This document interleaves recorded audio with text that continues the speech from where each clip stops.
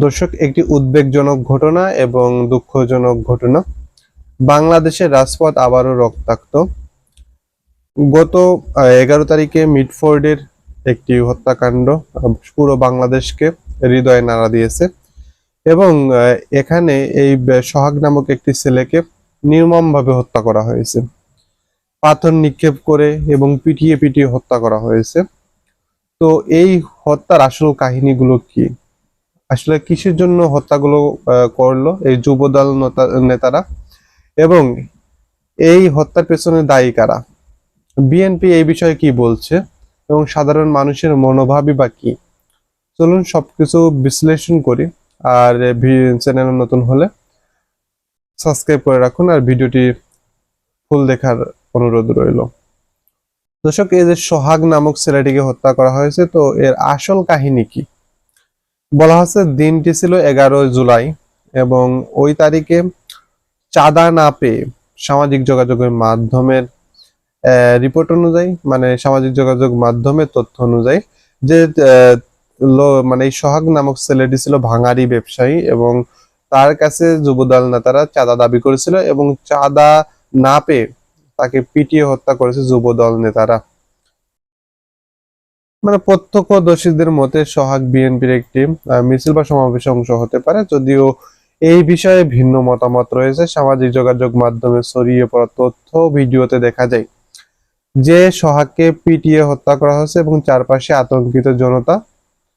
তাকে বাঁচাতে কেউ আসেনি এবং তাকে বাঁচাতে কেউ সাহসও করেনি।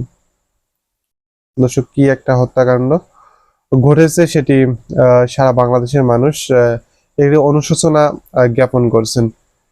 তো এই যে হত্যাকাণ্ড, এই হত্যাকাণ্ডের যে তদন্ত এবং আসল ঘটনা নিয়ে প্রচুর বিতর্ক হচ্ছে।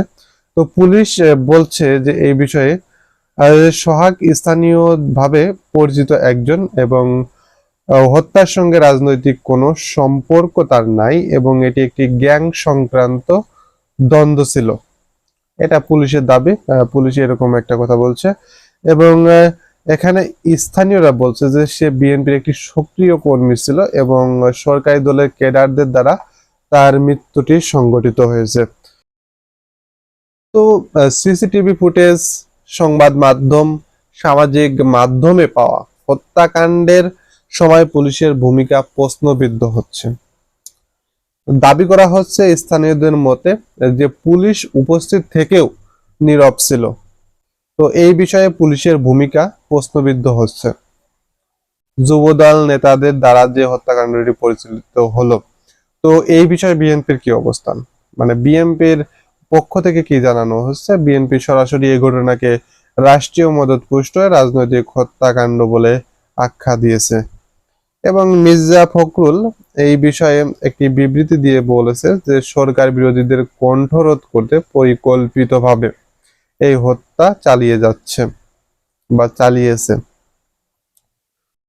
তারই সাথে তিনি আরো একটা কথা বলছেন যে নির্বাচনহীনতার কারণেই আইন শৃঙ্খলার পরিস্থিতির অবনতি হচ্ছে।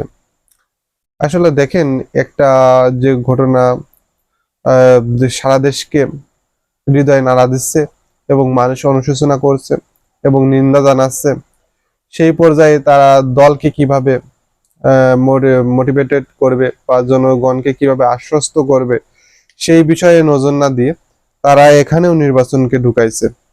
তো এই হলো তাদের রাজনীতি। তাদের রাজনীতি কতটুকু দেউলিয়ার পথে এগোচ্ছে সেটি এই ধরনের বক্তব্য থেকে বোঝা যাচ্ছে। তো দর্শক, এরপরে বিএনপি দাবি করছে যে সোহাগ যে ছেলেটিকে হত্যা করা হয়েছে এই ছেলেটি যুব দলের সক্রিয় কর্মী ছিলেন এবং বিএনপি এই দায়টি স্বীকার, মানে এটি স্বীকার করেছেন। তো এরপরে আমরা তো জানি যে সামাজিক যোগাযোগ মাধ্যমে মানুষের কি মনোভাব এবং সাধারণ মানুষ কি বলছে সেটা তো দেখতেই পাচ্ছি। সাধারণ মানুষ সামাজিক যোগাযোগ মাধ্যমে ব্যাপক ক্ষোভ প্রকাশ করছে এবং এই দেশে কোনো জীবনের নিরাপত্তা নেই এমন কথাবার্তা বলছেন এবং মত প্রকাশ করলেই মৃত্যু। মানুষের মধ্যে একটা আশঙ্কা তৈরি হয়ে গেছে। অনেকেই মনে করছে যে রাজনৈতিক প্রতিহিংসা বাংলাদেশের গণতন্ত্রকে ধ্বংস করছে। দর্শক, এই হত্যাকাণ্ড স্পষ্ট করে দিয়েছে যে বাংলাদেশের রাজনীতি কতটা সহিংস এবং নিরাপত্তাহীন, যেখানে পুলিশ ও প্রশাসনের নিরপেক্ষতা প্রশ্নবিদ্ধ হচ্ছে। এটি নিছক একটি খুন নাকি রাজনৈতিক বার্তা, সেটি একটি জাতীয় প্রশ্নের রূপ নিচ্ছে। এবং এই বিষয়ের পরেই আপনার বিএনপির একজন পরিচিত মুখ, ডক্টর ফয়জুল করিম সম্ভবত নাম, তিনি অনেক ফেমাস আর কি সামাজিক যোগাযোগ মাধ্যমে। তো তিনি কিন্তু বিএনপি থেকে পদত্যাগ করেছেন এবং তার সাথেও সারা দেশে কিন্তু ছাত্রদল, যুব দলের কর্মীরা একাধারে এক নাগাড়ে আপনার পদত্যাগ করছেন এবং এই বিষয়ে নিন্দা জ্ঞাপন করছেন। সারা দেশের মানুষ এই বিষয়টাকে ব্যাপকভাবে ক্ষোভ প্রকাশ করছে।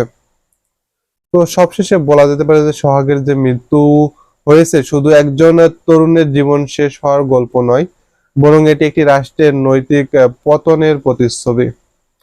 তো সত্য উদ্ঘাটনের এখন সময়ের দাবি। আর সবশেষে যে আসলে এই হত্যার কি বিচার হবে? বাংলাদেশের যে আইন, আমরা এর আগেও দেখেছি অনেক হত্যাকাণ্ড হয়েছে, কিন্তু কালের গভীরে বিচার কোনোদিনও হয়নি, সেগুলো হারিয়ে গিয়েছে। তো আসলেই কি এই হত্যার বিচার হবে? কমেন্টে জানিয়ে দিয়ে যাবেন। আর ভিডিওটি যদি ভালো লেগে থাকে চ্যানেলটিকে সাবস্ক্রাইব করে যাবেন এবং ভিডিওতে লাইক করে যাবেন। ধন্যবাদ।